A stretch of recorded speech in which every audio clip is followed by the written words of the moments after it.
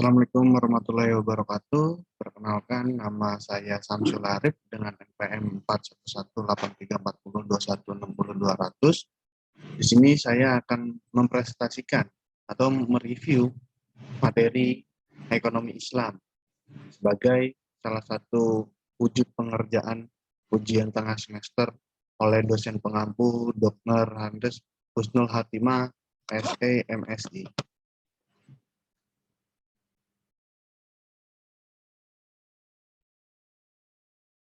Nah, di sini ada beberapa pokok pembahasan. Yang pertama ada paradigma ekonomi Islam, yang kedua perilaku ekonomi Islam, yang ketiga pendekatan ilmu ekonomi Islam, yang keempat metodologi ekonomi Islam, dan yang terakhir ada sistem ekonomi Islam dan sistem ekonomi kapitalis.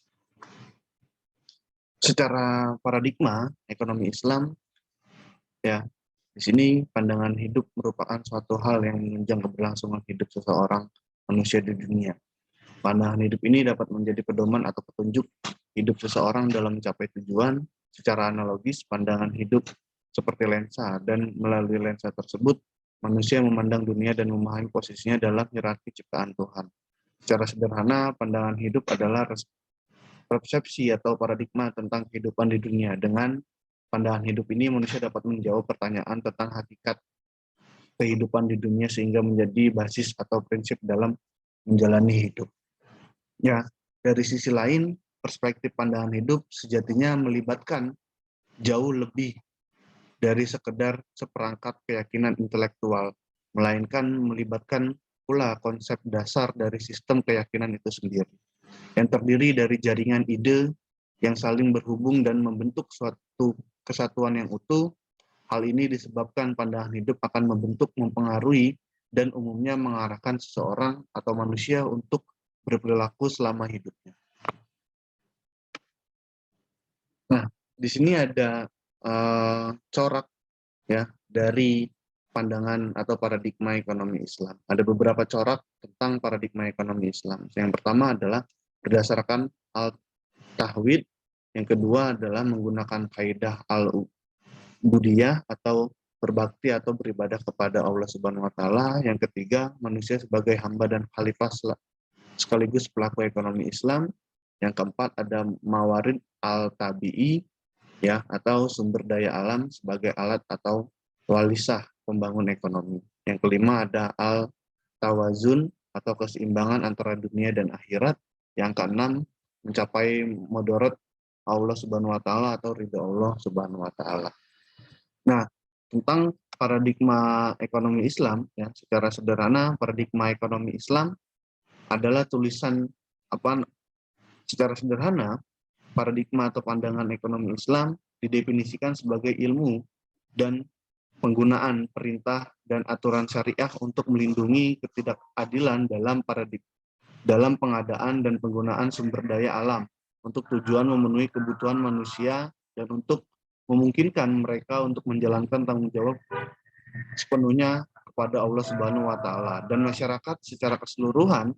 Ekonomi Islam sebagai ilmu sosial yang mempelajari masalah ekonomis kelompok orang yang memegang nilai-nilai Islam. Dengan nilai-nilai Islam inilah manusia bisa mencapai al-falah. Terdapat beberapa aliran dalam proses pembentukan pola pemikiran ekonomi Islam. Tren pemikiran ekonomi Islam dikelompokkan menjadi dua pola pikir. Yang pertama, aliran pemikiran akomodatif, modifikatif, dan sifat ekslentif dan metodologis yang mempelopori oleh ahli-ahli ekonomi Islam seperti Muhammad Abdul Manaan dan Muhammad Nejatullah Sadiki. Aliran pemikiran yang kedua yaitu aliran ekonomi Islam yang berpegang pada ekonomi Islam itu harus lahir dari tashawur Islam itu sendiri, tanpa campur aduk dengan sistem ekonomi pada umumnya. Nah, tentang paradigma ekonomi Islam, ya, didasarkan pada paradigma ekonomi Islam. Oleh karena itu, unsur dasar paradigma ekonomi Islam itu sendiri sama dengan elemen-elemen asas dalam tashawur Islam, yaitu Allah Subhanahu wa taala sebagai pencipta manusia, makhluk, dan sumber daya alam juga makhluk di bumi. Nah, konstruksi ini menghasilkan 6 corak. Nah, 6 corak ini yang apa namanya? Yang tadi sudah aku jelaskan ya di slide PPT ini. Lanjut, pendekatan utama yang digunakan untuk mengembangkan ilmu ekonomi Islam. Nah, di sini ada apa namanya? Dua pendekatan ya, secara induktif dan deduktif yang tadi sudah aku jelaskan juga. Lanjut, kita masuk ke dalam pembahasan metodologi ekonomi Islam. Nah, di sini kita menjelaskan tentang bagaimana metodologi ekonomi Islam. Yang pertama adalah filsafat ilmu merupakan cabang dari ilmu filsafat yang dimaksud untuk menjelaskan apa, bagaimana, dan untuk apa ilmu pengetahuan tersebut. Yang kedua, filsafat ilmu sebagai landasan filosofis pengembangan ilmu memiliki fungsi memberikan kerangka, memberikan arah, memberikan corak dari ilmu yang dihasilkan.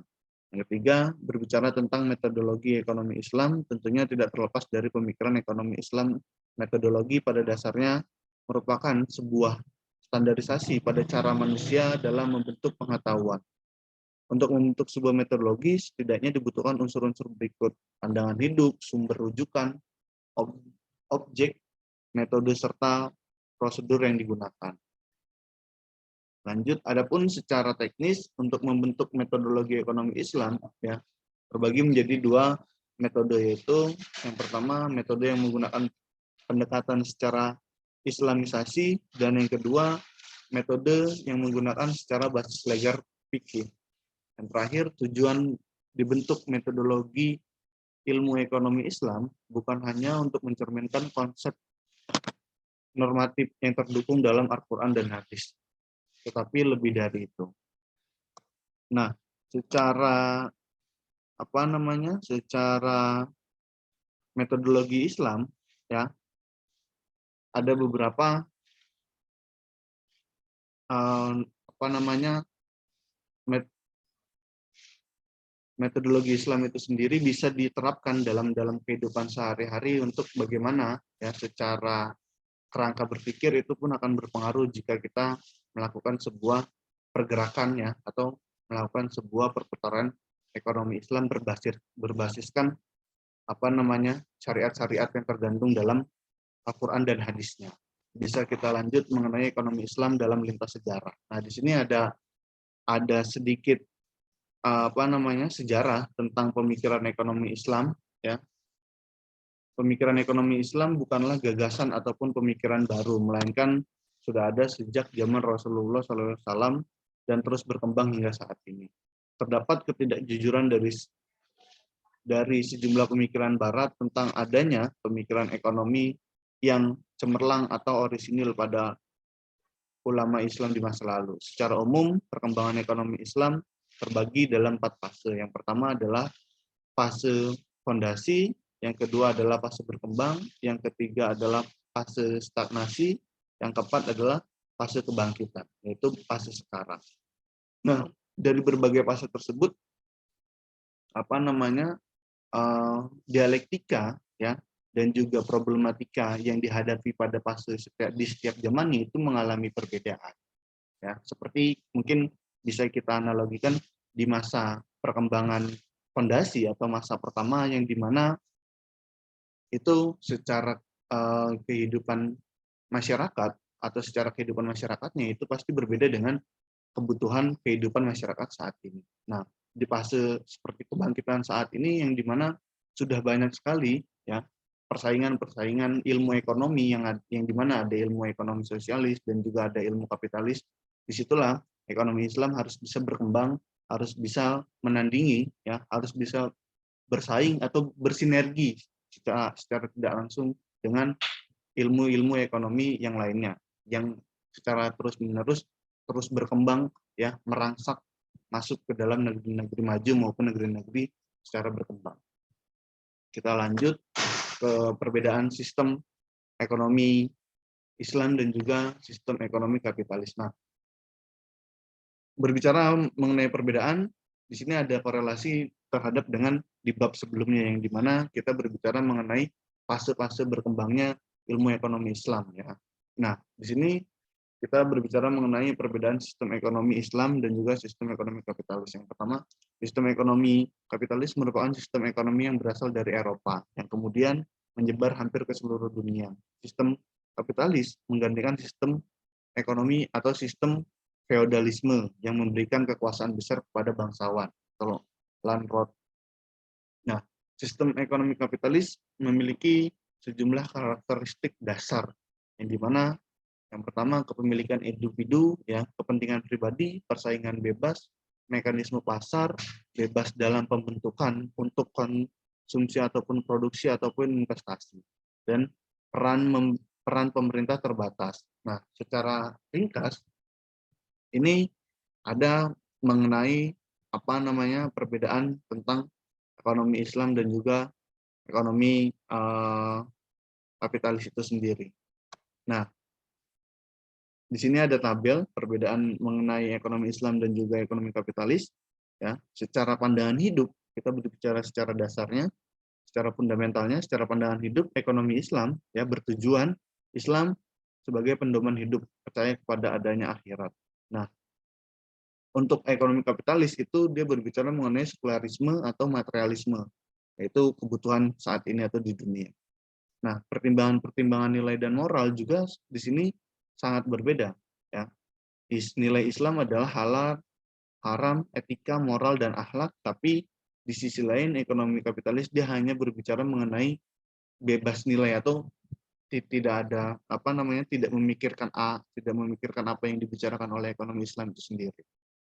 Nah, lalu juga kita berbicara mengenai tentang permasalahan ekonomi atau kebutuhan pasarnya. Ya, secara ekonomi Islam dia memenuhi kebutuhan. Nah, tapi secara ekonomi kapitalis dia berbicara mengenai pemenuhan keinginan yang tidak terbatas dari pemilik modalnya itu sendiri atau pimpinan dari penjalanan dari ekonomi kapitalis itu sendiri. Nah, yang perbedaan terakhir kita mengenai tentang mekanisme pasar. Ya, secara ekonomi Islam, harga adalah ketetapan Allah Subhanahu wa taala yang mampu menggerakkan hati manusia dalam melakukan permintaan dan juga penawaran. Ya. Nah, di sisi lain, ekonomi kapitalis dia hanya berbicara mengenai hukum permintaan dan penawaran yang di mana ya dia hanya berbicara mengenai value lebih ya atau nilai lebih dari barang-barang dan jasa yang mereka produksi di setiap harinya. Mereka berbicara mengenai keuntungan mereka demi kelompok mereka. Nah, mungkin itu sedikit review materi ekonomi Islam dari saya ya. Secara minim pengetahuan dari saya dan juga proses belajar dari saya, kesimpulan dari review materi hari ini, ekonomi Islam itu sangat penting untuk diperankan di kehidupan manusia, khususnya umat Islam itu sendiri gitu kan. Bagaimana caranya kita selaku umat Islam bisa menularkan ya, bisa memberikan gagasan kepada teman-teman yang mohon maaf non muslim untuk juga mereka tidak tidak canggung yang menggunakan sistem ekonomi Islam itu sendiri, karena secara dasar sudah kita bahas bahwasanya perbedaan dari sistem ekonomi kapitalis dan juga sistem ekonomi Islam itu sangat berbeda, dan juga kegunaannya mungkin lebih manfaat dari ekonomi Islam itu sendiri. Dan ekonomi Islam itu harus terus berkembang dan juga harus tetap eksis bagaimana di tengah-tengah ya gempuran yang dilakukan oleh sistem ekonomi kapitalis yang terus merangsak ya menguasai dunia-dunia, baik dunia yang secara mayoritas masyarakatnya itu adalah non muslim maupun negara-negara yang secara masyarakatnya mayoritas itu muslim. Nah, disinilah peran kita harus bagaimana terus mengeksiskan ekonomi Islam itu sendiri. Bagaimana caranya ya sekecil-kecilnya adalah bagaimana kita terus menularkan ilmu pengetahuan tentang ekonomi Islam ke saudara-saudara kita, ke teman-teman kita. Ya, mungkin itu cukup sekian dari saya. Wabillahi taufiq wal hidayah. Wassalamualaikum warahmatullahi wabarakatuh.